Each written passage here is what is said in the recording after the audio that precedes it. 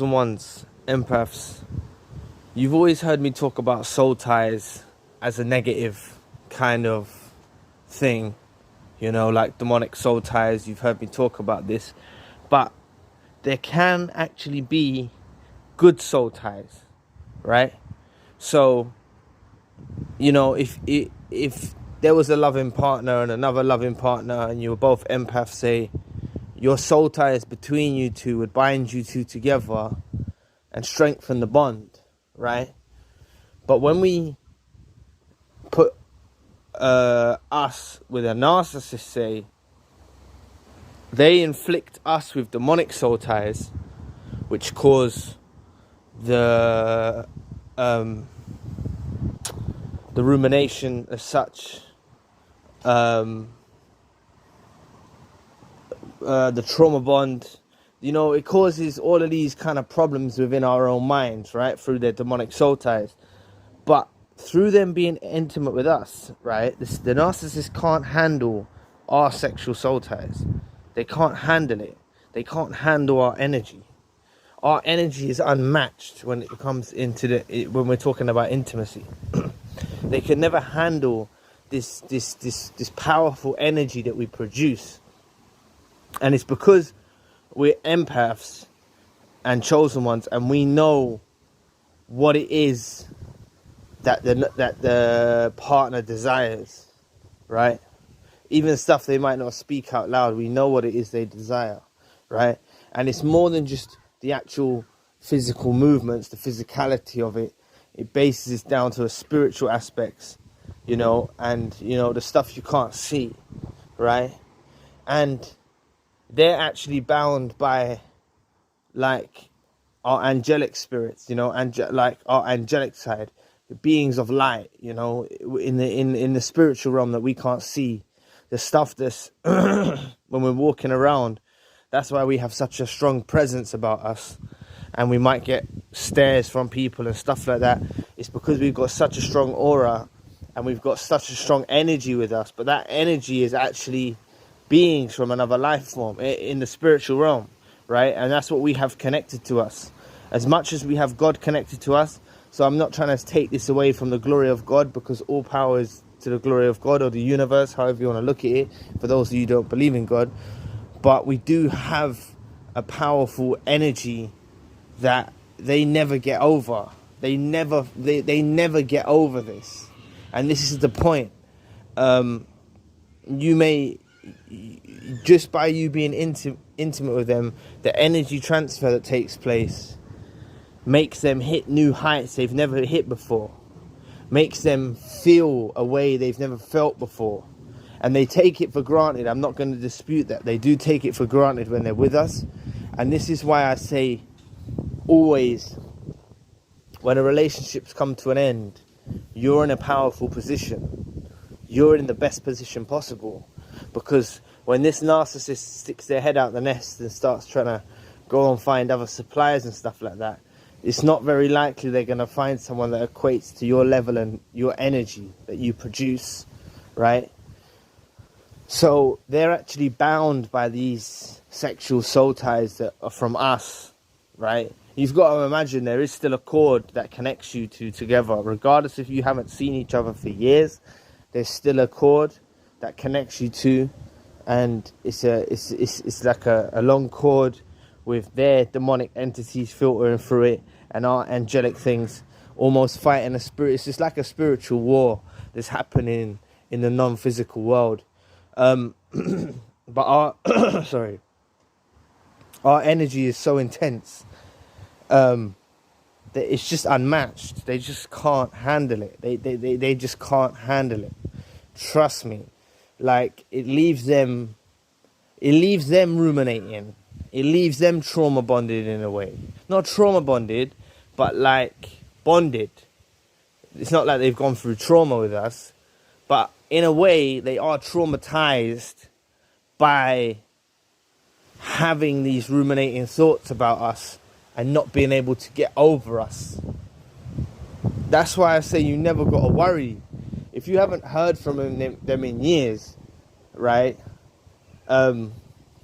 your energy still lives within them, And it's not a matter that they've ran away and stole your light. That light that they're left with from you is tormenting them. That light that they're left with is their karma, right? We know this. I've mentioned this in a previous video, but I'll reiterate it again, right? There's a study done by some scientists, and this is talking about the physical now. This is eliminating the spiritual aspects. I'm just talking scientifically now, right? They done a study on a woman and found DNA living in her brain, right? DNA of a man. And that DNA was a man from another man, not of her child's father, from a previous sexual relationship. And this is why I say this, as much as there is an energy transfer from female to male, I believe it's more dangerous from male to female, because you actually have the physical DNA living within inside your body still. If you were intimate without contraception and a condom or whatnot, you will have the DNA living inside you if you had full-blown intimacy. And that's from a non-spiritual standpoint, but that's fact. You can look it up online. You just have to type in DNA in woman's brain or microchimerism. I'm not sure the spelling, but if you try to work it out, microchimerism, DNA in woman's brain, the article will come up. I did mention this in one of my early on videos in my YouTube journey, but it just proves to you that sex is beyond the physical. It's beyond the physicality of what we think it is. You know, it's not just what we think it is. It goes a lot deeper, and that's why we have to be careful who we lay with. We have to be very careful who we lay with. And a lot of us collectively have made a dreadful mistake by laying with the narcissist. But don't worry about it, because they will be tormented by the angelic side of us, the good spirits, or however you want to call it, however you want to call them, angels or whatever. But the stuff that's in our corner, the stuff that's fighting the war on our side, because we have this all around happening in the spiritual realm, all around us constantly. There's this collision of angels and demons, or positive and negative. It's on either end of the battery, however you want to look at it. But the narcissist can't handle our sexual soul ties. This destroys them. So this is why I say that you feel trauma bonded and stuff, because you're connected with their demonic soul ties. So once you can cut the soul tie and eliminate that and get over the trauma bond and get over the rumination, you know, get over the days when the uncontrollable tears, they're not eating, they're not sleeping properly. Get over those days. I'm not saying it's going to happen overnight. I'm not saying it's going to happen tomorrow. But you will eventually get over those days. And I'm not saying time heals either, because time don't heal at all, right? You've got to do the inner work to try and heal from this and understand that you're dealing with a devil, basically. You're dealing with someone who's from the demonic, they're governed by the demonic realm.